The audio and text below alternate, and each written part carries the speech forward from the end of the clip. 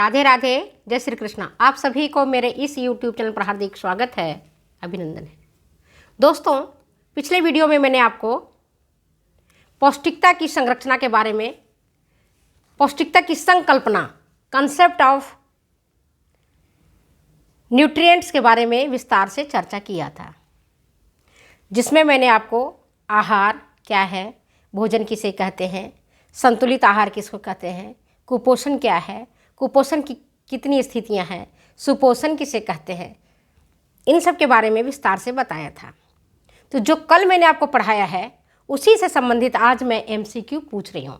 पौष्टिकता की संकल्पना से संबंधित ही आज मैं MCQ पूछ रही हूँ। देखते हैं कितने बच्चों ने कल के वीडियो को ध्यान से सुना है और आज के इस वीडियो को ध्यान से पढ़ेंगी, सुनेंगी और फिर उसका सही आंसर देंगे। क्वेश्चन बहुत ईजी है, कई बार क्वेश्चन कन्फ्यूजिंग आ जाता है, तो इसमें मैंने एक दो प्रश्न कन्फ्यूजिंग भी डाला है, जिससे कि आपको सही प्रश्नों का सही उत्तर जवाब मिल सके और ढूंढने में परेशानी नहीं हो। तो प्यारे बच्चों, आज मैं पूछती हूँ आपसे, पहला प्रश्न है, हमारे शरीर का 66% भाग किस पोषक तत्व का बना होता है? प्रश्न क्या है? हमारे शरीर का 66% भाग किस पोषक तत्व का बना होता है? पोषक तत्व आपको कल मैंने पढ़ाया था, तो कौन सा पोषक तत्व का बना होता है? ऑप्शन आपके पास है वसा, प्रोटीन, खनिज लवण, विटामिन और जल। सही उत्तर हमारा जल है। हमारे शरीर का 66% हिस्सा पानी का बना हुआ होता है। डाइजेस्टिव एंजाइम्स में पानी होता है, डाइजेस्टिव जूस में, गैस्ट्रिक जूस में पानी होता है, खून में पानी होता है, मूत्र निर्माण में पानी की आवश्यकता होती है, लार में पानी होता है, आंखों से जो आंसू निकलता है पानी होता है। तो ऐसे याद रखोगे, हमारे शरीर का 66% भाग पानी का बना होता है। नेक्स्ट प्रश्न है, विटामिन कितने प्रकार के होते हैं? 1, 2, 7, 11। अब बच्चे कंफ्यूज हो जाएंगे, सब जोड़ने लगेंगे विटामिन कितने प्रकार के होते हैं, क्योंकि 1, 2, 3, 7 हमने पूछा तो 11 पूछ लिया, तब सोचेंगे कि भाई विटामिन ए है, ए में कितने विटामिन होते हैं, कितने प्रकार हैं ए के, विटामिन बी के कितने प्रकार हैं, सी में कौन सा विटामिन आता है, बहुत कंफ्यूज हो जाते हैं। तो विटामिन कितने प्रकार के होते हैं याद रखना, 2 प्रकार के ही विटामिन होते हैं। एक विटामिन होता है वसा घुलनशील और दूसरा होता है जल घुलनशील। विटामिन मुख्य 2 ही प्रकार के होते हैं, एक जल घुलनशील होता है, दूसरा वसा घुलनशील होता है। अगर ये पूछते हैं कि विटामिन बी कम्प्लेक्स में कितने विटामिन हैं, आप सब जोड़ने लगोगे, कंफ्यूज हो जाओगे। तो सीधा सा प्रश्न है, सीधा से इसका उत्तर है, विटामिन कितने प्रकार के होते हैं? विटामिन 2 प्रकार के होते हैं। नेक्स्ट क्वेश्चन है, नमी के लिए उष्मा द्वारा भोजन पकाने का उदाहरण है। नमी के लिए उष्मा द्वारा भोजन पकाने का उदाहरण है। ऑप्शन है आपके पास उथली विधि, गहरी विधि, उबालना और भूनना।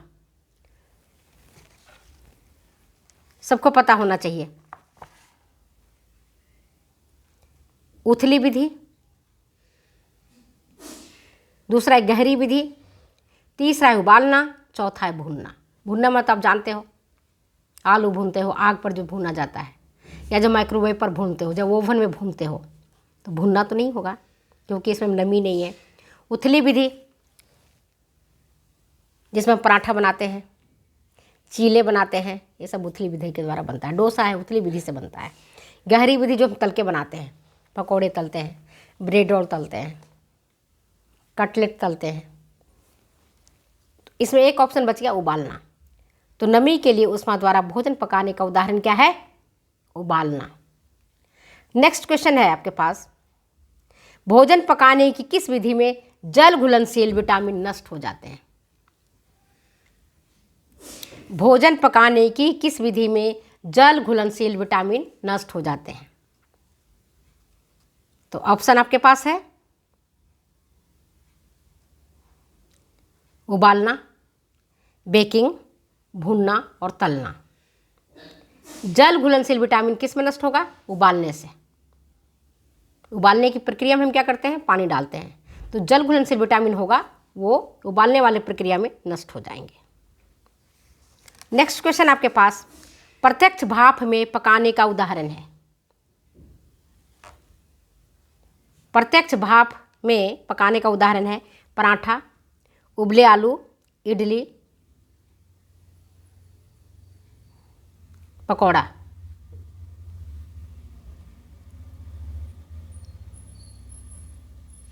प्रत्यक्ष भाप में पकाने का सही उदाहरण क्या है? इडली। इसमें इडली को प्रत्यक्ष भाप में हम पकाते हैं। मोमोज को भी हम प्रत्यक्ष भाप में पकाते हैं। ढोकला को हम प्रत्यक्ष भाप में पकाते हैं। खमण को प्रत्यक्ष भाप में पकाते हैं। नीचे पानी रहता है, ऊपर उसमें जाली लगे रहते हैं, उसमें हम खाद्य पदार्थ डालते हैं, भाप से वो चीज़ें पकती हैं। तो प्रत्यक्ष भाप में पकाने का उदाहरण हमारा है इडली। अगर यहाँ पर इडली ऑप्शन नहीं है तो ढोकला हो सकता है, खमण इसके स्थान पर हो सकता है, मोमोज हो सकता है। ये सारे हम प्रत्यक्ष विधि के द्वारा पकाते हैं। नेक्स्ट है, हमारे शरीर को ऊर्जा प्रदान करने वाले मुख्य पोषक तत्व कौन से हैं? हमारे शरीर को ऊर्जा प्रदान करने वाले मुख्य पोषक तत्व कौन से हैं? सही उत्तर हमारा कार्बोहाइड्रेट और वसा। यूँ तो प्रोटीन भी एनर्जी हमें देता है, लेकिन उस स्थिति में प्रोटीन एनर्जी देगा जब हमारे आहार में, जब हमारे शरीर में कार्बोज और वसा नहीं रहता है, तब प्रोटीन टूटता है और एनर्जी प्रोवाइड करता है। नेक्स्ट क्वेश्चन है, ऊर्जा का प्राप्ति का सांद्र स्रोत क्या है? ऊर्जा प्राप्ति का कंसंट्रेटेड सोर्स कौन सा है? तो सांद्र स्रोत क्या होगा? सही बताओ। ऊर्जा प्राप्ति का सांद्र स्रोत है वसा। घी, तेल, मक्खन। जब हम पार्टी में जाते हैं, हलवा खूब खा लेते हैं, तला भुना चीज़ खा लेते हैं, कटलेट खा लेते हैं, मालपुए खा लेते हैं, तो देखो भूख देर से लगती है। क्यों देर से लगती है? क्योंकि वो सब तला हुआ चीज़ें रहता है, और जो तली हुई चीज़ें रहती हैं उसमें वसा की मात्रा ज़्यादा रहता है। वसा का पाचन देर से होता है, और वसा सांद्र स्रोत है ऊर्जा प्राप्ति का। ठीक है, या 3 क्वेश्चंस आपके पास ऐसे डाल रहे हैं जहाँ पर आप अगर लैंग्वेज पर ध्यान नहीं देंगे तो हो सकता है आपका आंसर गलत हो जाए। पहला क्या है? हमारे शरीर को ऊर्जा प्रदान करने वाले मुख्य पोषक तत्व कौन से हैं? हमारे शरीर को ऊर्जा प्रदान करने वाले मुख्य पोषक तत्व कौन से हैं? तो उसका सही उत्तर है हमारा कार्बोहाइड्रेट और वसा। दूसरा है, ऊर्जा का सांद्र स्रोत क्या है? तो सांद्र स्रोत होगा वसा, घी, तेल, मक्खन। अगर क्वेश्चन ऐसे पूछा जाए, ऊर्जा का मुख्य स्रोत क्या है? ऊर्जा का मुख्य स्रोत क्या है? अगर उसमें रहेगा कार्बोहाइड्रेट, वसा, प्रोटीन, खनिज लवण और विटामिन। सही उत्तर क्या है? सही उत्तर विल बी कार्बोहाइड्रेट। ऊर्जा प्राप्ति का मुख्य स्रोत कार्बोहाइड्रेट है। हम अनाजों के माध्यम से ही एनर्जी को गेन करते हैं। नेक्स्ट है क्वेश्चन आपके पास, वो ये कि भोजन के पाचन के लिए आवश्यक पौष्टिक तत्व कौन सा है? भोजन के पाचन के लिए आवश्यक पौष्टिक तत्व कौन सा है? ऑप्शन है आपके पास जल, दूसरा है कार्बोहाइड्रेट, तीसरा है प्रोटीन और चौथा है वसा। सही उत्तर क्या है? द करेक्ट आंसर इज जल।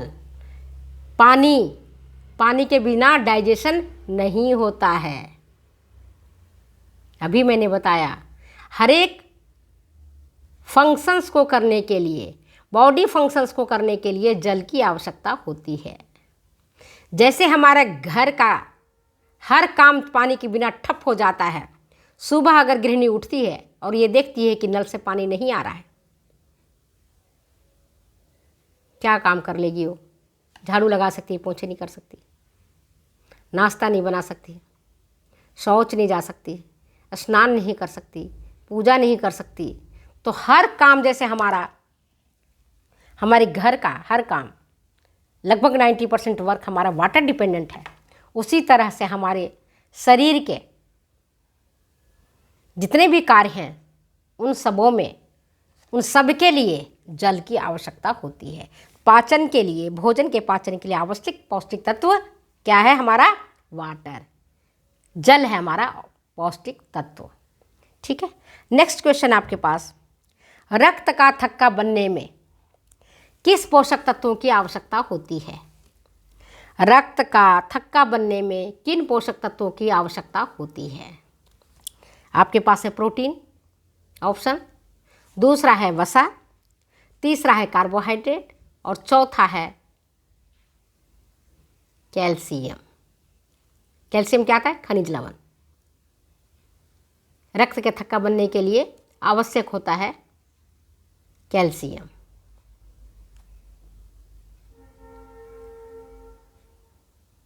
खनिज लवण की जरूरत पड़ती है। नेक्स्ट क्वेश्चन है, शरीर निर्माणात्मक तत्व कौन सा है? कार्बोज, वसा, प्रोटीन या खनिज लवण?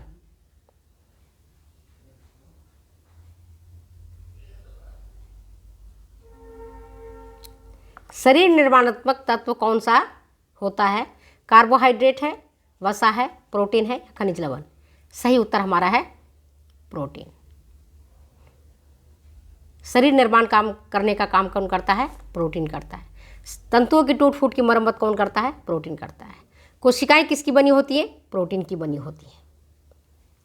नेक्स्ट क्वेश्चन आपके पास वो ये कि जब हम व्रत या उपवास करते हैं तो उस दौरान हमारे शरीर को ऊर्जा कहाँ से प्राप्त होता है? कौन हमारे शरीर को ऊर्जा प्रदान करता है? व्रत व उपवास के दौरान कौन सा तत्व ऊर्जा प्रदान करने का काम करता है? जल, प्रोटीन, कार्बोहाइड्रेट या वसा? सही उत्तर हमारा वसा। एडिपोज टिश्यू के रूप में जो वसा जमा रहता है वही टूटता है और हमें उस दौरान एनर्जी प्रोवाइड करता है। नेक्स्ट है आपके पास क्वेश्चन, 1 ग्राम वसा से कितनी कैलोरी ऊर्जा मिलती है?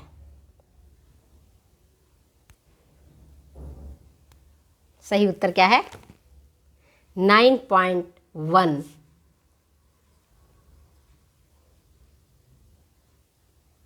कार्बोहाइड्रेट से हमें जहां 4.2 कैलोरी ऊर्जा मिलता है, वहीं 1 ग्राम वसा से हमें 9.1 किलो कैलोरी एनर्जी मिलती है। तो आज मैंने पौष्टिकता की